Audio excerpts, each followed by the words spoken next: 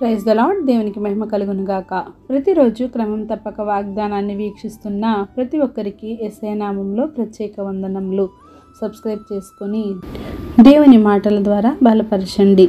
ఈ దినమునకై ఏర్పాటు చేయబడిన దేవుని వాగ్దానము పేతురు రాసిన 2వ పత్రిక 3వ అధ్యాయము 9వ వచనము. ప్రభువు తన వాగ్దానమును గూర్చి ఆలస్యము చేయువాడు కాడు. The Lord is not slack concerning his promise. మన దేవుడు మన ఎడల ఒక ప్రత్యేకమైన ప్రణాళికను కలిగి ఉంటాడు.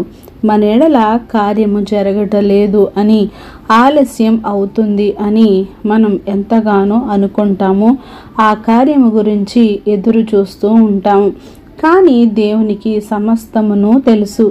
ఏది ఏ సమయమున ఏ విధముగా ఎలాగు జరిగించాలో అది ఆయన చేతులలోనే ఉన్నది. అబ్రహాము జీవితంలో దేవుడు వాగ్దానము చేశాడు. వాగ్దానము చేసిన దేవుడు అది నెరవేర్చాడు. వృద్ధాప్యమందు ఒక చక్కని కుమారుని వారికి అనుగ్రహించాడు. వాగ్దానాన్ని నెరవేర్చుకున్నాడు. కానీ అబ్రహాము ఆలస్యము అని అనుకోలేదు. ఆయనకి ఉన్న విశ్వాసాన్ని కోల్పోలేదు. వాగ్దానాన్ని తప్పక నెరవేర్చువాడు. ఆలస్యము చేయక తగిన సమయంలో దానిని చేయగలడు అనే విశ్వాసాన్ని కలిగి ఉన్నాడు. నీవు కనుక అది ఆలస్యం జరుగుతుంది అని నీవు అనుకుంటే దానికి ఏదో ఒక ప్రత్యేక కారణం ఉందని, అందుకే ఆలస్యం అవుతుందని నీవు నిరీక్షించాలి. దేవునిపై నమ్మిక ఉంచాలి. నీ జీవితంలో కనుక దేవుడు చేసిన వాగ్దానాలు నెరవేరడానికి ఆలస్యం అని నీవు అనుకొనవచ్చు. కానీ అది ఒక నిర్దిష్ట సమయంలో దేవుడే జరిగిస్తాడు అని అబ్రహాము వలె విశ్వాసము కలిగి నిరీక్షణతో వేచి ఉండు. ఆవగింజంత విశ్వాసం నీలో ఉన్న అది కార్యాలు జరుగుటకు నిన్ను స్థిరపరుస్తుంది. కనుక నీవు దేవునిపై భారం వేసి ముందుకు సాగిపో. దేవుడే నీ కార్యములు సఫలపరచునుగాక. ఆమెన్. చిన్ని ప్రార్థన. సకల ఆశీర్వాదాలకు కారణభూతుడైన మా ప్రియ పరలోకపు తండ్రి, మీరిచ్చిన వాగ్దానములకే వందనాలు దేవా. ఎవరైతే ఈ వాక్యాన్ని విన్నారో నాయన, వారి హృదయగదిలో భద్రపరుచుకొని వారికి ఉన్న విశ్వాస జీవితాన్ని స్థిరపరచుకొని బలపరుచుకొని నాయన వారి నీలో సాగిపోయే కృపను వారికి దయచేయండి.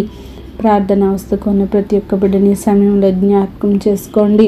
వారి విశ్వాసము నాయన తండ్రి దినదినము నాయన పెంచుకోవడానికి ఇంకా బలంగా స్థిరముగా దృఢముగా వారు ఎదగడానికి సహాయం చేయండి. వారికి ఉన్న బలహీన సమయాల్లో వారిని బలపరచండి. వారికి ఉన్న విశ్వాసాన్ని తీసేసి నిరీక్షణ విశ్వాసాన్ని వారికి దయచేయండి. వారి ఎడల ఏదైతే కార్యాలు మరి నాయన ఆలస్యం జరుగుతున్నావో నాయన వాటిని సకాలంలో వారి ఎడల జరిగించమని అడుగుచున్నాం. అనారోగ్య స్థితిలో ఉన్న ప్రతి ఒక్కరిని స్వస్థపరచండి, విడుదలపరచండి. ఆర్థిక ఇబ్బందుల్లో కూరుకుపోయిన వారిని లేవనెత్తండి. విడిపోయిన కుటుంబాలని కట్టండి, వాటిని స్థిరపరచండి. అవివాహితులని ఉద్యోగలేమితో ఉన్న వారిని ప్రతి ఒక్కరిని సమయంలో జ్ఞాపకం చేసుకోండి. నీ ఘనమైన కార్యాలు వారి ఎడల జరిగించండి.